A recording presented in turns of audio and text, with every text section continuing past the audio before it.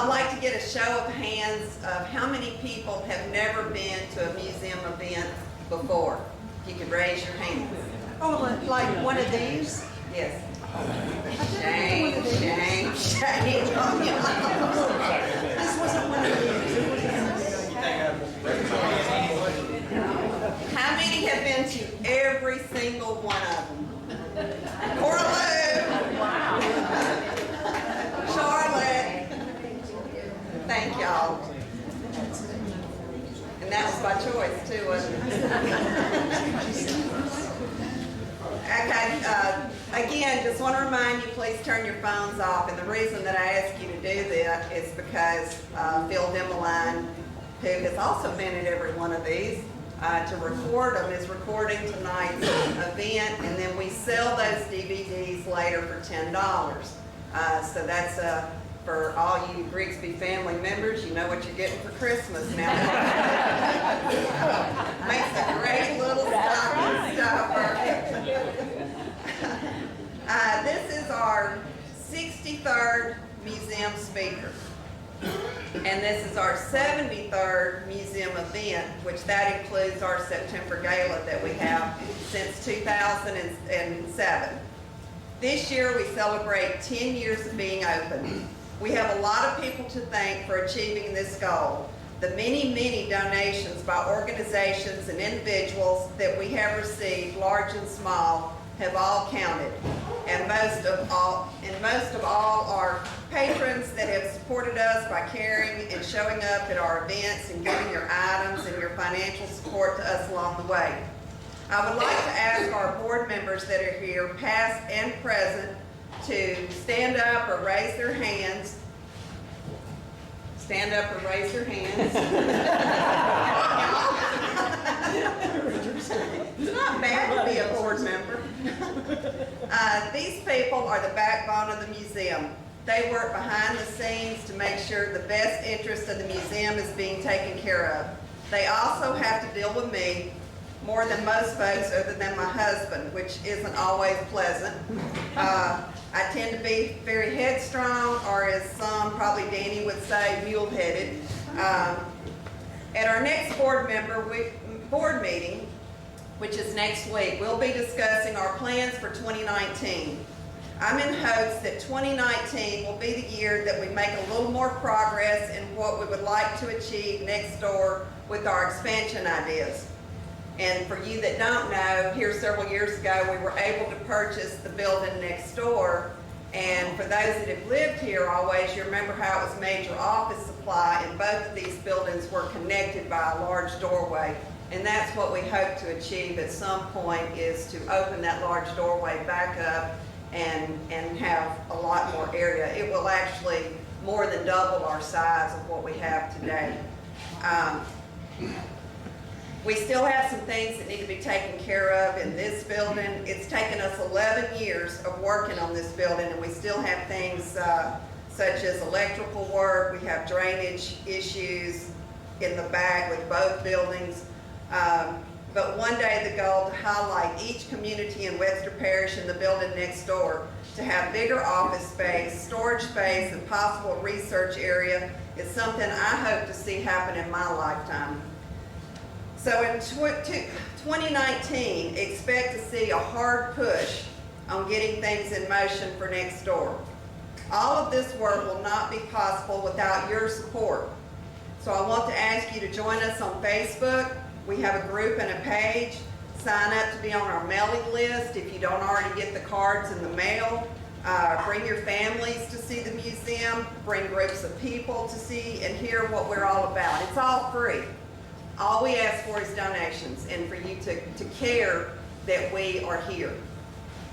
Remember to buy our books and our DVDs for Christmas gifts for families and friends. We have some great books here that are available in the museum, and this is the only place that you can get them. It's books that we've put together with John Again, and so this is the only place that you can pick those books up. And that's a great way to help us. Every little bit helps. And those, like I said, make great Christmas gifts. What you see here today and next door is about $500,000 raised and spent over the past 11 years. We have achieved something that many said couldn't be done. We don't owe anybody, and we have money in the bank. We will never jeopardize what we have already built up and have a commitment to keep the doors open and preserve the past for many years to come. There are still so many people that don't realize that we're here, what we have to offer. It's all of our job to share what we have. This is our last museum event for 2018, but we have some great speakers already in the works for next year. If you have any ideas of speakers, let me or Cora Lou know, and we'll see if we can work a schedule out where they can speak next year at some point. Our speaker tonight is going to take us down a path that many of you here tonight have connections with. So without any more delay, let me introduce you to Randy Grigsby and his lovely assistant, where is she? And sister, Jan Grigsby Chandler. Randy.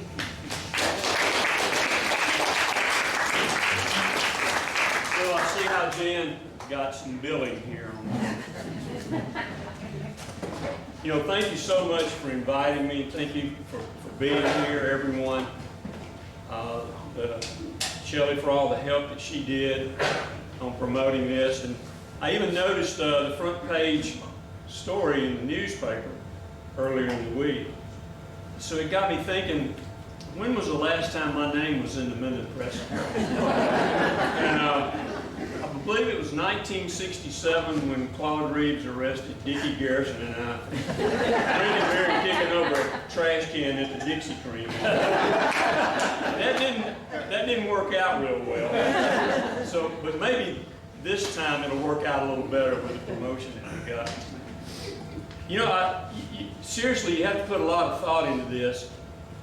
You're going to talk about your family. It goes back to the 1600s. You know, it was kind of an overwhelming thing to do at first, and so I asked for some guidelines, and they said, well, let's do this is what's been done in the past, and we wanted to go about 40 minutes. So I thought, there's no way I can talk about all the Grigsbys and the characters I've known in 40 minutes. This is a 3-day seminar at least, just on living in our community in Flat Lake. But Jan gave me suggestions. She said, leave out all the bad stuff. So now I'm down to a 10-minute presentation, searching real bad for something to put into. No. There were some characters, and we're going to see them here. But I asked just one housekeeping thing. I know there's going to be questions, comments, rebuttals, complaints, bragging. Let's just save that till last so we can get through this. I know, you know, how do you do a 40-minute presentation on a family that a lot of y'all don't know? Well, you don't.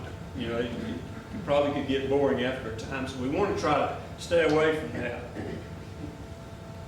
But we're going to start, obviously, with the first Grigsby that came over. And we're going to move fairly quickly through here and slow down at some points that I think you'd be interested in. John Grigsby was the first Grigsby here. He was called the Immigrant. He was born in 1624 in Maidstone, England. And so, strangely enough, when my wife and I were in England for 2 weeks, we were in Maidstone, and we didn't even know that's where the Grigsbys came from. And that was just a wasted trip. But he came to Virginia with his brother James and with his wife Sarah Jane in 1660. So he was the first Grigsby.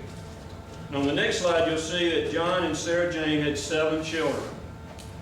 But here's where we're going to focus down just a little bit and make this a little more interesting tonight.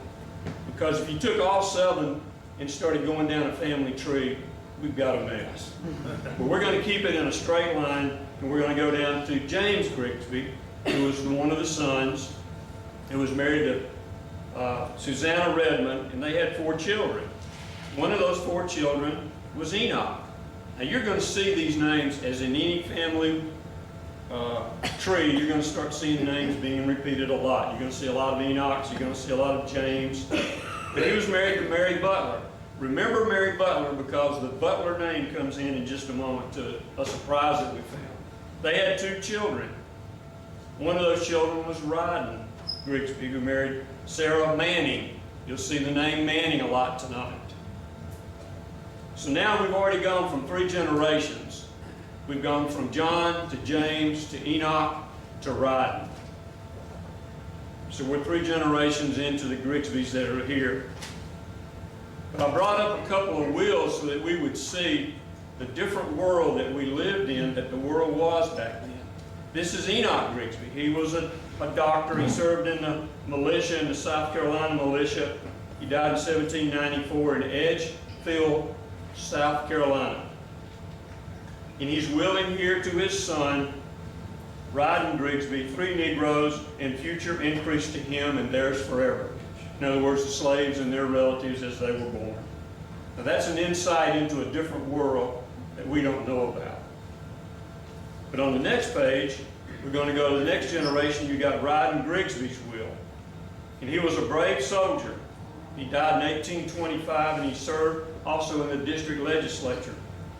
One of the points that you'll see is History of Edgefield, South Carolina. There's a book. There's a lot about the Grigsbys in that.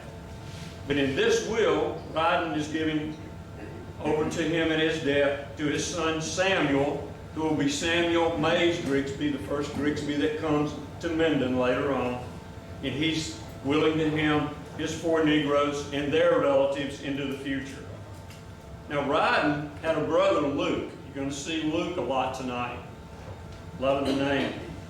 We always heard the rumor as children growing up, the reason the Grigsbys were in Minden is because a Grigsby killed a guy in Alabama and everybody had to sneak over here. Well, that's partly true. A Grigsby did kill a man in Alabama. There was a Luke Grigsby that was Ryden's brother. He killed 3 men in South Carolina and got away with it. That's why they went to Alabama. In Alabama, he killed a man, but he was captured, found guilty, and according to the History of Edgefield, South Carolina book, he suffered the extreme penalty of the law. So there's another, we have a murderer in our family, but there's another reason why we were here. So that's part 1. That gets us fairly quickly down the road through 3 generations. And you've seen the name Ryden, and you've seen the name Samuel May Grigsby, which is going to be important when we talk about the Grigsbys in Minden. But also, too, there were 2, the bookends of history were covered with the Texas War of Independence and the American Civil War. So I thought I would bring that in and show you where our families were at that time. On the next page, you see, of course, we all know about the Battle of the Alamo. It was fought in February of 1836. Now, in the research, you find some interesting things. Of course, we all remember the 1960 movie, The Alamo, with John Wayne, Richard Whitmore. Who played Colonel Travis, the commander of the Alamo? Does anybody remember? Lawrence Harvey, handsome guy. Drew the line in the sand with a sword. Step over the line if you want to stay and fight for Texas. And of course they all did, I think maybe 2 men. Well, the commander that Lawrence Harvey played in the movie is William Barrett Travis. Clickers falling down. Top billing went to her head. William Barrett Travis was the commander at the Alamo. Now here's the thing, he is our 5th cousin, twice removed. Remember, in one of the first slides we saw Mary Butler married to Enoch. Okay, through the Butler line, we're kin to William Barrett Travis. Now a lot of people may poo-poo a 5th cousin twice removed. We got to remember, we're in the South. We're way down below the Mason-Dixon line. So down here, a cousin is a cousin. That's good as a sister or a brother. So we're going to claim that. On the next page, there were also 2 Grigsbys I want to talk to briefly that were in the Texas War of Independence. Of course, we remember the Battle of San Juan Hill. That's where Texas won their independence. There was Joseph Grigsby, who had 2 sons. I'm trying not to get into the weeds with this, but I want to make a good story out of it. Joseph Grigsby had 2 sons, Enoch and Nathaniel. And they fought at an earlier battle in San Antonio, before the Battle of the Alamo. And because he fought in that battle, one of the sons Enoch was granted 960 acres in Jasper County, Texas. When the war was over, they were granted more land because they fought for Texas. It became Grigsby's Bluff in Port Neches, Texas. Is that right? And from that little bit of land, this Grigsby, who had moved from Kentucky in the 1700s and was caught up in the Texas fever, in one of the diaries I came across, it says that they came to Texas. The Grigsbys came from a place of plenty, Kentucky, and they went to the land of promise, Texas. He served in the Congress, and then by 1837, he'd amassed 7,400 acres of land, 12 miles south of Beaumont, Texas. It was a huge plantation. It was an ideal place, according to this diary. The river flowed with fresh water.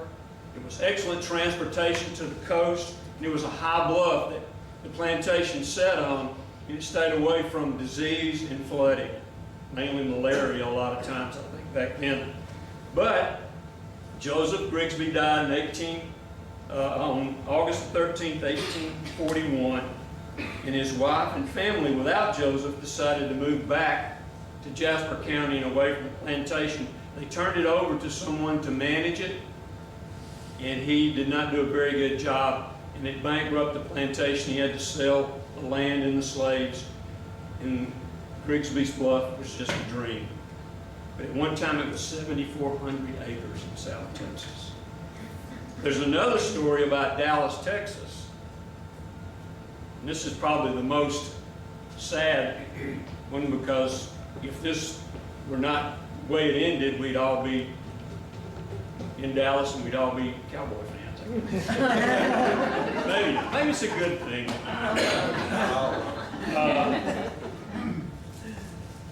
This is John Crawford Grigsby, and he came to Texas and he had land surveyed for him in 1842, and it was patented to him by Sam Houston. And of course we know Sam Houston. He had two sons, William and Crawford.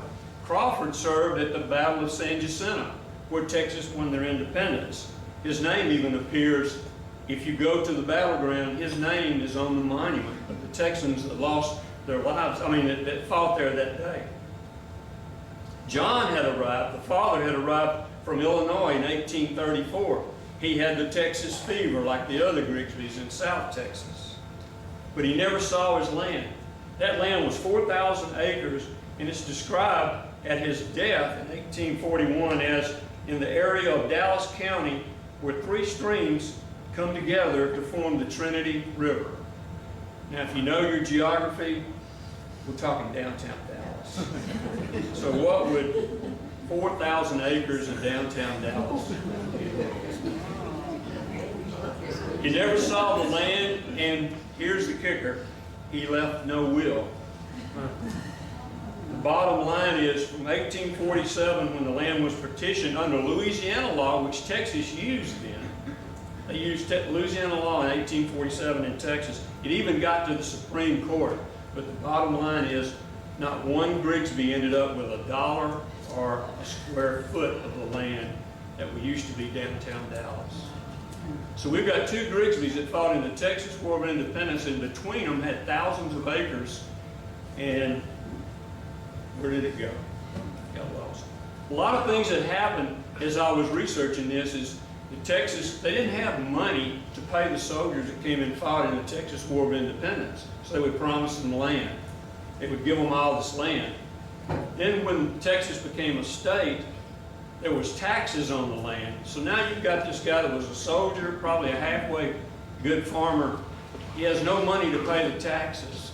So he started selling off the land to pay the taxes. It's kind of a catch-22 for some of the people that came there. That's a little side note. That's away from that line that we want to come down Enoch and ride to Samuel Mays. But it's an interesting story that we had two Grigsbys that fought in the Texas War of Independence. Well, let's go back to Alabama now, Demopolis, Alabama, Sumter County. And these are the Grigsbys that came to Louisiana. And of course, at that time, as everyone knows, there was no Webster Parish until 1871. It was Claiborne Parish. So all the records you see have Claiborne Parish in them. So how did they get here? Well, it wasn't because of great Uncle Luke killing 3 people. They came here because they were having, in the Alabama, there was soil exhaustion on the Alabama plantations. And plus, they were really drawn to this area because as the United States was growing westward, Minden was close to Shreveport, and Shreveport was, of course, a major port on the Red River that flows into the Mississippi River. So between the Texas War of Independence and the American Civil War, Samuel May Grigsby, with his sons and his daughter, came to Louisiana. So now let's add another name to the list. We got John, who was first, James, Enoch, Dryden. Now we're at Samuel May Grigsby. The 1850 census listed Samuel Grigsby as still living in Alabama. The 1860 census showed that he was here in Minden with his sons and his daughter. So somewhere around 1856, they figure they made the move to Louisiana. And they made the move to Minden. Now, this is the next slide. This is Samuel May Grigsby. At that time, he owned more slaves in this area than anyone. He was very prosperous. He lived to be 62, and he saw the end of the Civil War. I mean, the beginning of the Civil War. Now, if you want to see the one in our family who looks like Samuel May Grigsby, he's on the 4th row back, right on the corner. That's another Lemuel Grigsby. Take a look. Take a look. That's why I'm glad you came today. This is of his wife, Sally Graham Green. She died in 1856. She was the wife, of course, of Samuel Mays, and she would be the mother of Lemuel Zacchaeus Grigsby. We're adding another name to the list now. He becomes important. Now, if you want to see these two portraits, before they were sold, before Grace Estates was sold and became a restaurant and a B&B, Jan, my sister, that's Joyce, my wife. I do that a lot. I don't have to be in front of people. She purchased the portraits and their art in her home. This is the house that Samuel May Grigsby was born in. From what I understand, it's still standing down the street here, right? And this is where they moved. This is the house they built when they moved to Minden. Now, the lady on the porch is an interesting lady. First of all, it's Mary Elizabeth Myers. She's the sister of Samuel Grigsby Webb, and all of you know he started Webb Hardware. She's also, this is a good one, she's also the great-granddaughter of General Stephen Moore, which didn't mean anything to me. But General Moore sold 289 acres to the United States government in 1791. It's now known as West Point Military Academy. So let's go into Samuel May's family. He had numerous sons and daughters, and we're going to look at Lemuel Zacchaeus Grigsby. He had a son, Dr. Samuel M. Grigsby, who died of pneumonia in 1892, and his picture is, if you go in the hallway to the cafeteria in Minden Hospital, the picture's on there, his picture is there, and you'll see it. But now, here's Grace Estates. Of course, beautiful house over on the downtown area. This was built by Samuel Grigsby Webb, and he was the son of Annie E. Grigsby, who was the daughter of Samuel May Grigsby. Now, are we confused? Samuel May Grigsby was in the photo, first person here. His daughter was Annie E., and she married Julian Young Webb, and their son was Samuel Webb, who started Webb Hardware and built Grace Estates. We okay? We're getting into a lot of Samuel Mays here. which explains why the portraits were hanging in that home before the house was sold.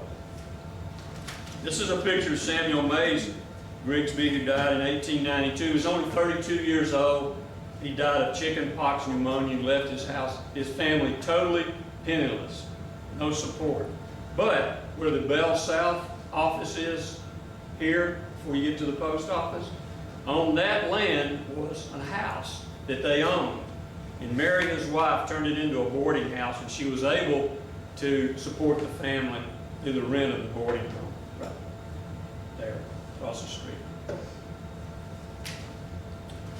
So now let's get into some Civil War stuff. We've got some Grigsbys that were involved in that. And when we're through, Ricky and I didn't have a chance to compare notes, but my nephew Ricky, he's been to that battlefield several times, so I'm sure when it's over he'll have some input into that, and some rebuttals. Samuel May Grigsby, remember, had two sons, and we wanted to take note. Lemuel Zacchaeus and Ryden. And those are the two Grigsbys that fought in the Civil War that we researched here. Now, we've always heard, there's rumors you always hear when you're talking about family and their stories. We've always heard that a Grigsby was killed at Antietam, the bloodiest battle in the Civil War. 23,000 men, blue and gray, in one day. It's the bloodiest battle of the war. We always thought it was the Louisiana 8th, and we always thought it was at the Sunken Road, because the Sunken Road was a big part of the battle. It had been driven down so much that it had sunk from the wagon trail. It had a fence beside it, and it was on the high ground. And the Union forces had to take the Sunken Road to outflank the Confederates. There were actually not Louisiana troops there. The Louisiana troops were held in reserve till late in the afternoon. The 8th Louisiana Infantry was held in reserve. It was actually manned by North Carolina and Alabama troops, and it was such a bloody thing for the Union forces attacking every day. If you read the book, Landscape Turned Red, the Confederates, the Alabama and the North Carolina troops would see the Northern troops reorganizing to attack up this hill into murderous fire. And they would actually yell at them to go back. Don't try this again. Stay away. But the Union forces continued to attack up until the afternoon. But the 9th Louisiana Infantry, with Colonel Ryden Grigsby, was sworn in July of 1861, right after the war started, at Camp Moore. They were sent to the Eastern Theater, where they fought with the Army of Northern Virginia under General Lee, and in Stonewall Jackson's brigade. They fought at Cold Harbor, the Second Battle of Manassas, and they were unfortunate enough to be in Sharpsburg or Antietam on that September morning. On the next page, I had to put two military maps, so you can forgive me. I love military maps, especially in battles. But that morning, the 9th Louisiana was on the north side of the battle near the West Woods and Dunkers Church. The 8th Louisiana Army was in reserve behind the Sunken Road. And there was a part of the northern part of the battle called Cornfield in the Western Woods. Cornfield is very famous because that's where the Texas Brigade under John Bell Hood lost 85% of their men in one morning. 85% of the brigade was gone. They said that when the battle was over, you could walk through the cornfield and not touch the ground, just stepping on bodies from one end of it to the other.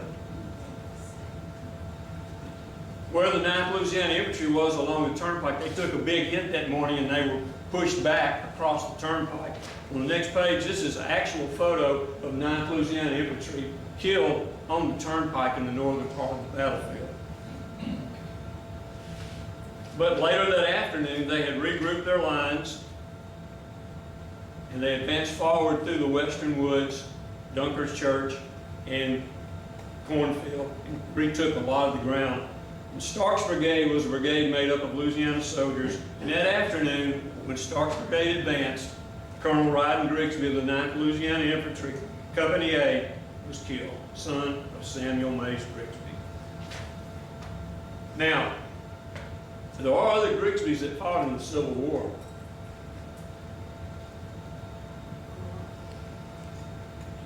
there was Nathaniel Grigsby, and you'll note on the tombstone here that he fought for the 10th Indiana Cavalry, which first conclusion I drew was he fought for the wrong side. But if you look on the back of the tombstone, this is really good.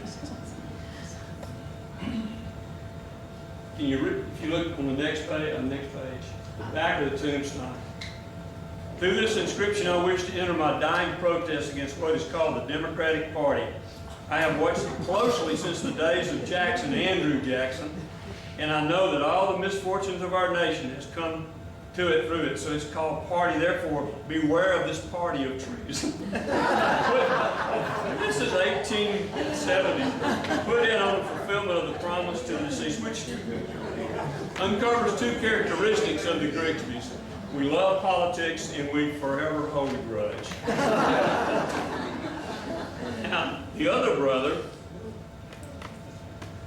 that fought, Colonel Rowden Grigsby, was killed in Antietam. The other brother was Lemuel Zacchaeus Grigsby, and he fought in the Civil War also. He fought in the 12th Louisiana Infantry Company G. They were formed at Camp Moore also, but instead of going east to fight with Lee, they were kept in the Western Theater, and they fought with the Confederate Army and Mississippi, the Trans-Mississippi armies, and they fought under Braxton Bragg and Joe Johnston and John B. Hood. They fought in Nashville, they fought in Franklin, but the most famous place they fought was in the Atlanta campaign, which was a long, brutal campaign with a siege, and Lemuel Grigsby was there. And of course, we all remember the scenes from Gone with the Wind, where everything's burning, and the male slaves are being led out with shovels, and they're telling Miss Scarlett they're going to dig a trench and keep those Yankees away. Well, it didn't work out real well. Sherman wired Lincoln 2 days later in Washington that Atlanta is ours, and fairly won. So the 12th Louisiana Infantry, they retreated back into the Carolina area, which actually they didn't surrender till 2 weeks after Lee surrendered in Virginia. So Lemuel Zacchaeus Grigsby survives the war. He comes back and he becomes, this is our great-grandfather. And he became a very successful farmer. He had 10,000 acres of land north of Minden in what's called Flat Lick. It's got Webster Parish written on it because at that time there was no Webster. He patented equipment. This is a patent on a power reducer, and I'm not an engineer. I have no idea what that does. But he did patent in 1895, he patented a cotton chopper cultivator. Lemuel Zacchaeus Grigsby died in 1900, and he's buried in Shallow Cemetery north of Minden. Now we're going to get something closer to home. I hope I haven't gone too fast or too slow with it. We just went through about 7 generations of Grigsbys in the last few years. This is our grandfather, Luke Manning, as a soldier. I don't know the background. Maybe someone here has the background on the soldier, but I remember as a child, this was on a real thick cardboard backing. And I remember as a child looking at this all the time, that my grandfather was a soldier.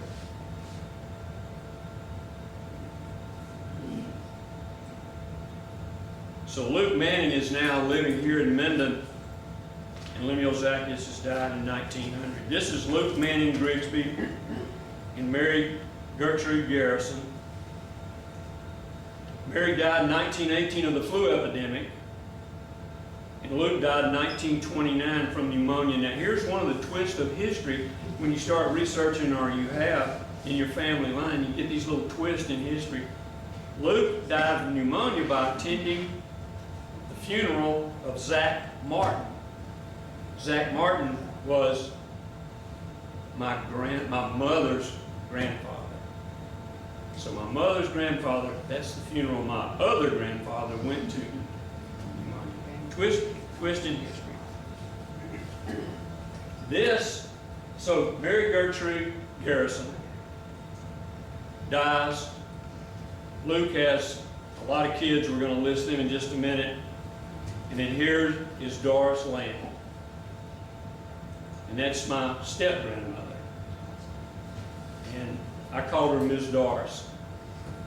See, now we're getting into people that we know and we saw and we knew. Everything before was his relatives on paper, these Lemuels and these Lukes. They're in family trees and they're in portraits and they talk about Civil War. Miss Doris I knew because she gave me penicillin shots every time I got sick. She paid me $1 to make my daddy sick. He said, why don't I just whip him and let him play stupid? She would give me $1. She was a nurse. Miss Doris was a great person. She lived with Aunt Shirley all of her life. The one story I want to tell you about Miss Doris is we were working in the oil field and we came home. She died in 1977. We came home and they told Daddy that Miss Doris was in the hospital and she was very sick. So we went to see her and Daddy said, is there anything you want? And she said, I want fried fish. So Mother cooked up fried fish and we came and we sat on the hospital bed. They probably still haven't gotten all the crumbs out of it. And we had fried fish not too long before she passed away. Now on the next page, this is a list of all the people. You see, this is where this story that I'm telling, it takes on more depth and more vividness. It really shifts because like I said, everyone before, they lived to us through portraits and pictures and family trees, but these are real people that we heard and we touched in that community north of Minden, and we always referred to those great childhood that we had. See, we didn't sit on Sunday afternoon and watch TV, and we didn't sit on Sunday afternoon and play with computers. Uncle Herman and Daddy hooked up horses and donkeys to wagons, and we rode in wagons and we rode horses. That's why it was such a great childhood to see all these people listed. These are the children that Luke had with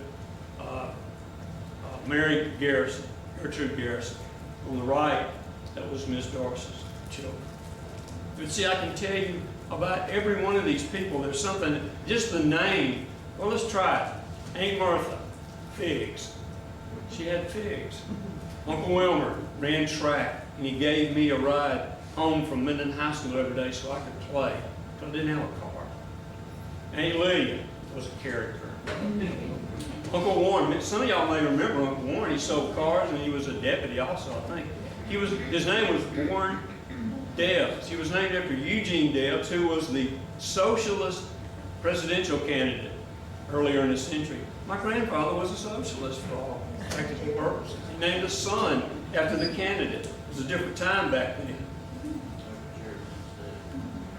Aunt Eleanor and Aunt Louise and Aunt Rosalind, of course, I think about elegance and school teachers and just great people to talk to. And of course, our father was Billy Grigsby, and there's no way to explain. And then Aunt Shirley, apple pies. There will be apple pies in heaven, and there'll be Aunt Shirley's. And Uncle Luke could do 50 card games, and he could turn a bucket over and just start doing card games. See, I have thoughts about all these people. These are real people that we touched.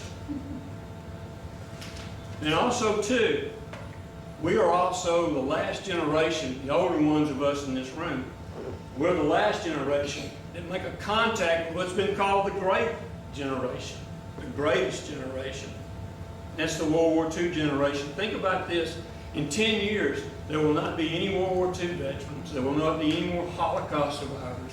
They'll all be gone. They'll all be names or pictures on a piece of paper. But we knew them. We heard about them. And this is, of course, this is a Grigsby thing. But before I go any further, I want you to make sure you understand. My mother's family was very strong in the armed forces. I had two uncles. One was a bombardier. Uncle Hayward was a bombardier, and Uncle Harley flew the Burma hunt. And the only armament they had on the plane was a Colt 45, and he said the reason they had that is so they would shoot themselves so the Japanese didn't capture them. So these are tough times for kids 18, 19 years old. So I'll pause there for a second for my mother's family. But this is who I want to talk about, two of the Grigsbys that fought in World War II. We always heard about Jake Manzingo, his children. He was my hero. Amazingly enough, up until 2 weeks ago, I'd never seen a picture of Jake. It's the first picture I've ever seen of Jake. We heard about him all of our lives, that he lost his life in the war. And he was a hero to us. He was the son of Aunt Martha and Uncle Ari Manzingo. They lived in the community north of Minden where we were all raised. He was a member of the 564th Bomb Wing Squadron who fought within the 389th Bomber Wing. They were based in Hethel, England, and he rode on B-24 Liberators. And they did daylight bombings, very dangerous, on German facilities in the Netherlands and Belgium and France. Jake lost his life on March the 9th, 1945, at the age of 21. If you go to Pine Grove Methodist Church, in between Aunt Martha and Uncle Ari's tombstone is a tombstone with his name on it. But he's actually buried in the Netherlands. Like a lot of American soldiers that lost their lives, they were buried overseas. And it reminds us how the world forgets how much America sacrificed. And I read a story not too long ago that General de Gaulle, when he became president and France had rebuilt, he asked General Clark that he wanted all the American troops removed out of France.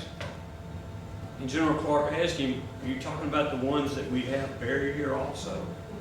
It's the sacrifice that our 19, 20, and 20-year-old kids made in the war. One quick story about this. This is a story I've never told, but I think this is a great place. Because Jake I always heard about. But I was about 12 or 13, we started getting into motor scooters and motorcycles, and we watched movies with Hell's Angels, you know, with the swastikas. Remember those movies? So we thought it would be a cool thing. And we took a flag and we made a swastika flag out of it and tied it on our motor scooter. And of course I'm driving up and down Dorcheat Road. I'm driving by Aunt Martha's house. This is the son she lost. I'm 12 years old. I'm not thinking this through. Until my daddy stopped me one day.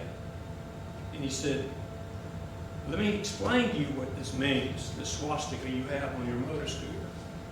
These are the bad guys. These are the guys that killed Jake as your hero. And see, it embarrassed me.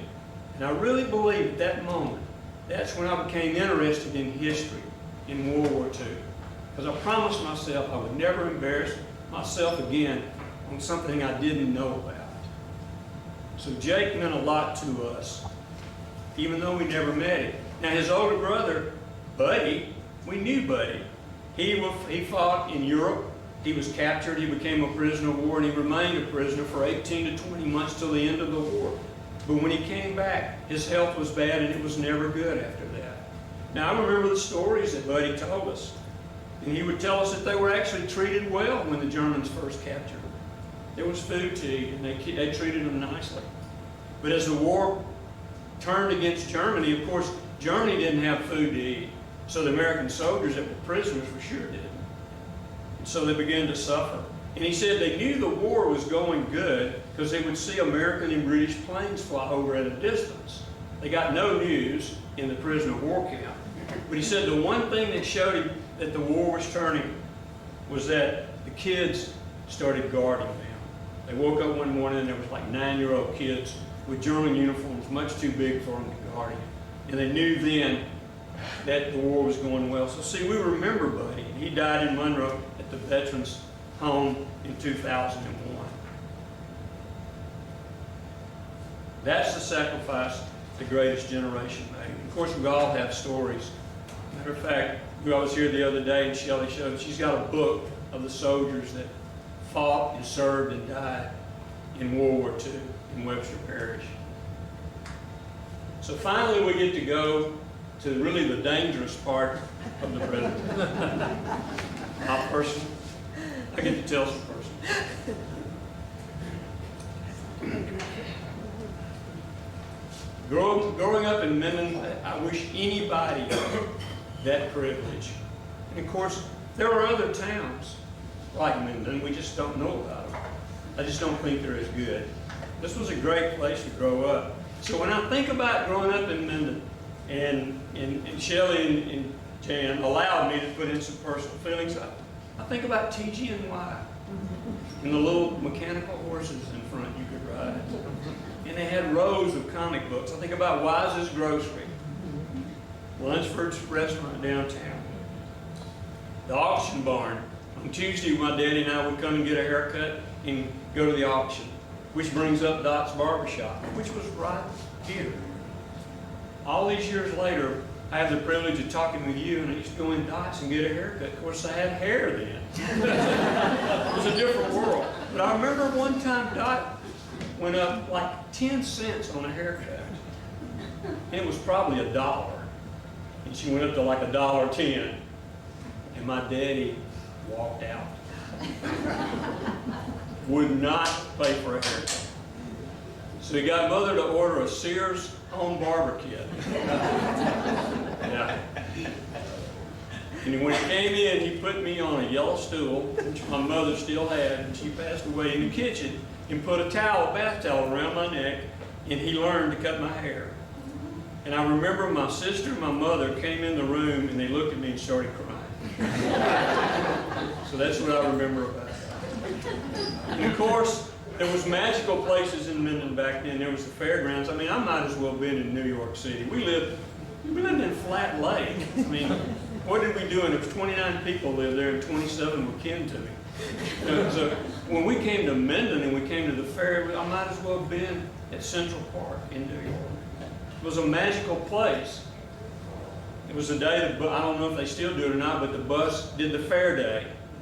And my mother gave us a roll of dimes. That's $10. And we stayed all day on a roll of dimes and probably brought a couple of dimes back. And then our second home was Griffith Park. And we lived at the baseball field. See, we didn't have a chance because my mother was a fan also. See, if she hadn't been a fan, she would have stayed home. And we were there every night. And chasing fly balls and eating the cherry snow cones. We had two older brothers, and a lot of people know them, Lemuel and Richard, and they were great ball players. And they were 15 years older than us, which was a great advantage, because when you have an older brother, you have a hero. See, to them, watching them play ball, they were my boys of summer. And you've seen the uniform here. It's right around the corner, I believe. The Redbird uniform looked a lot like the St. Louis Cardinals, which at that time was the southernmost team. There was no Astros or Rangers. Everybody was a Cardinal fan back then. And I was a small child, and I told everybody my brothers played for the St. Louis Cardinals. Uniform looked. Maybe that's when I became a salesman. I could think up stuff. And then the Philco radio. We had a Philco radio about like this, and the reason I put that in there is because I imagine a lot of people did. See, that was our connection with the world. We had TV, but it was 3 channels, and you had to climb up on the roof and turn it to get the third one. We all remember that. I tell my grandkids at times when there was no cell phone and no satellite TV, and they look at me like I'm a 3-headed ghost. They're not telling the truth. But this was our connection, especially with sports. But now our Philco radio was a little different. It had some cracks in it, and the back of it was busted, and the knob had a crank in it. Because my daddy would listen to sports, and he'd get so excited he would slap it off the tape. The biggest on the back was when Cassius Clay knocked out Sonny Liston, who's now was Muhammad Ali. He knocked it halfway across the room. But that was where we listened to LSU football games. Because back then, you know, now every college game in the world is on TV every weekend. And I really don't like it. I liked it back when it was, you know, you were on 1 or 2 times a year. But this was our connection to John Ferguson, the voice of the Tigers in Baton Rouge. And he could talk about the LSU player or the wide receiver running in the moonlight. And that was our connection to sports, was that Philco radio. So there's a lot of memories that you can have. It's like I told them before we started. You know, just talking about your memories of living in Minden would be a 3-day seminar. But I've tried to shorten it out to not bore you too much, but let's end with this. I look for a good quote just to end with. I like to start with a quote and end with a quote. And I looked everywhere. It was a quote about childhood. So I looked Where do you think I got this quote? Some poet, some historian, some great writer? The baseball player. Sam Ewing plays for the Chicago White Sox.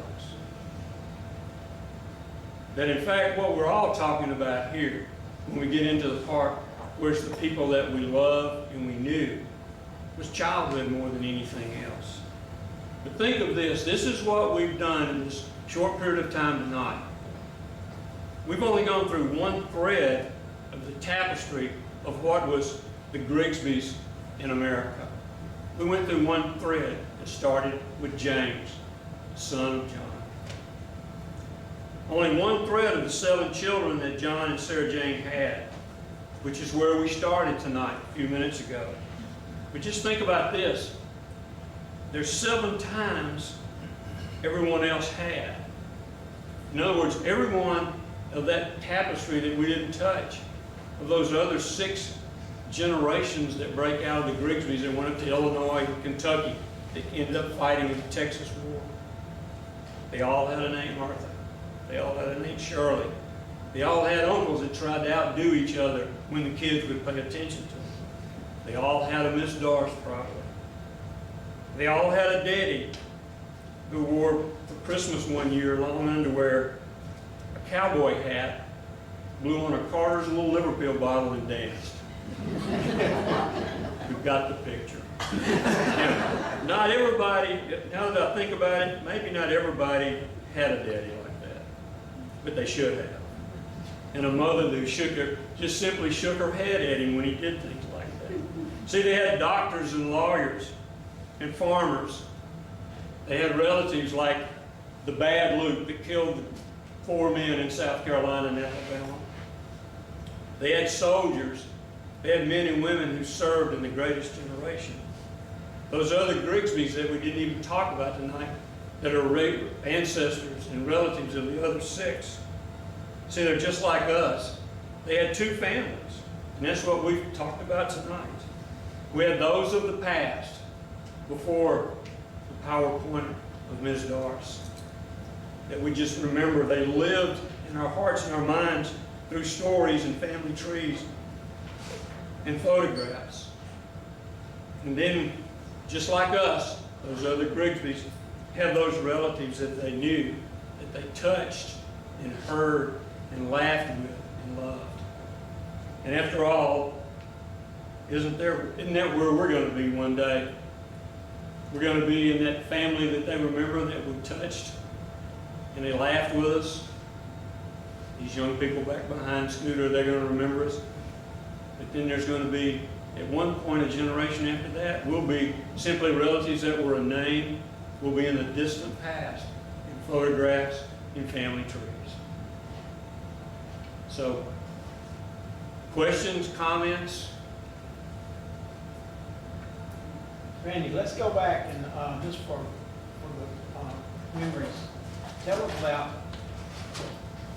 some of your other names when your name was in the Minden newspaper. Next. Couldn't hear that name. Yeah.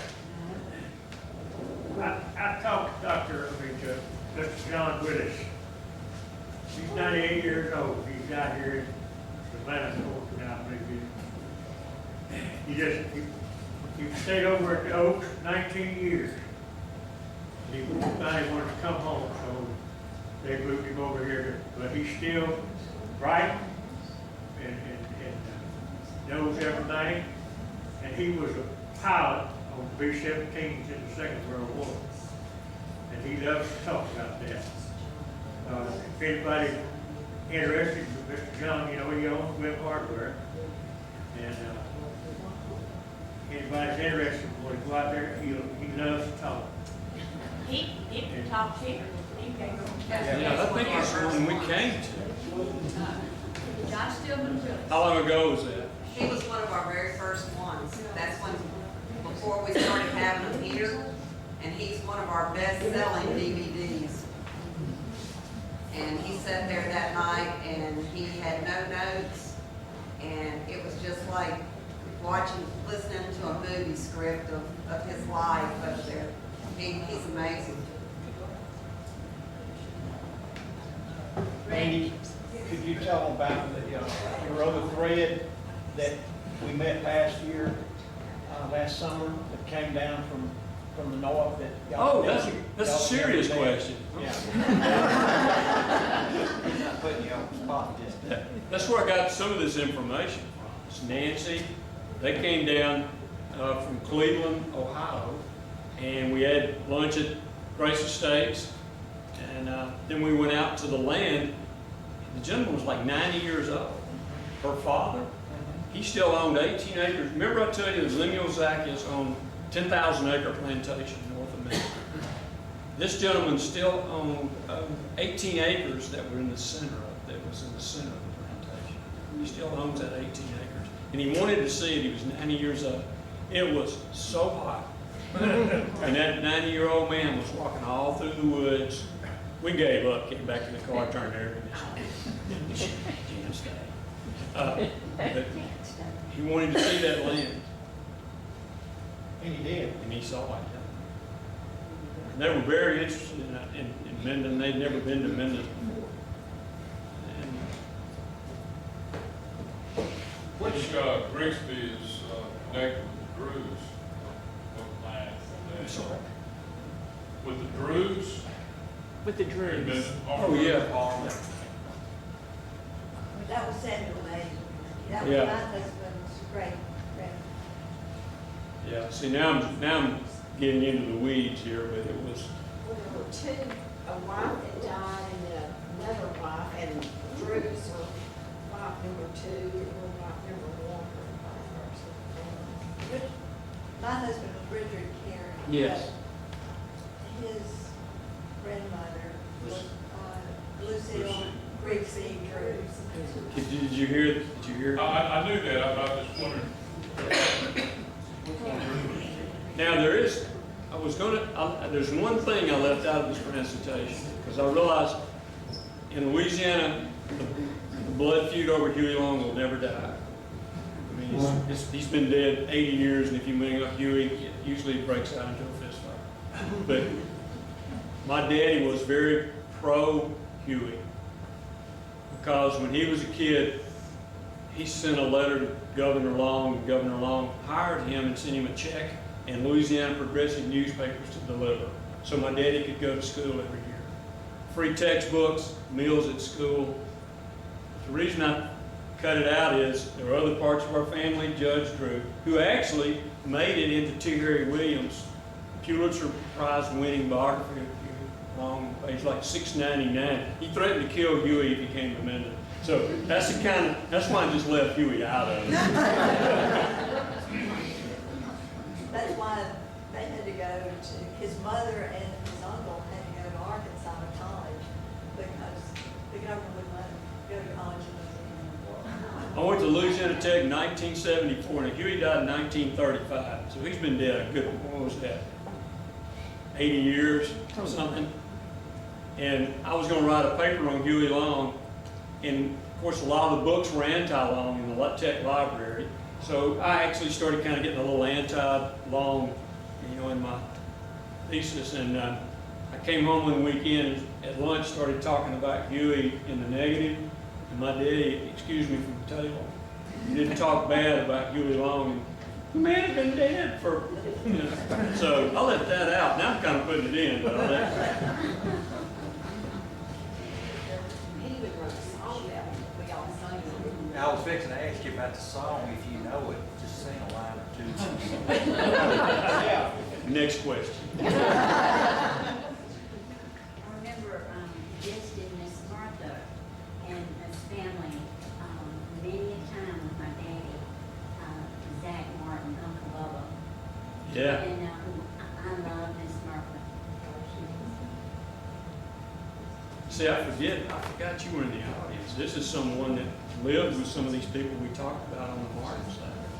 Did you know Zach Martin? Did you know, was he He your was my grandfather. grandfather? Was he alive then? No, he died in 1928. I wasn't born until 45. That's good. Okay.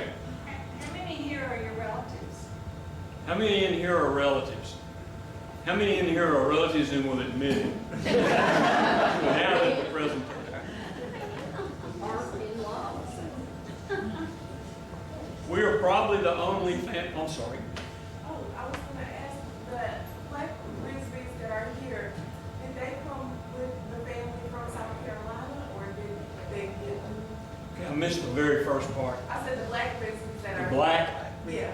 Well, as you know, that a lot of times after they were freed, meant they took the name. Right, so did they travel from South Carolina, or do you know, have you seen any records, like, did they take all their slaves with them? You know, that's where it kind of breaks up, because if you go by the records, if you go by the census, Samuel May Grigsby came to Louisiana. He inherited some slaves from Riding Grigsby in the will we saw.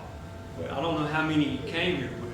At some point, he was so successful in the cotton business, he probably grew that business. It was a business then.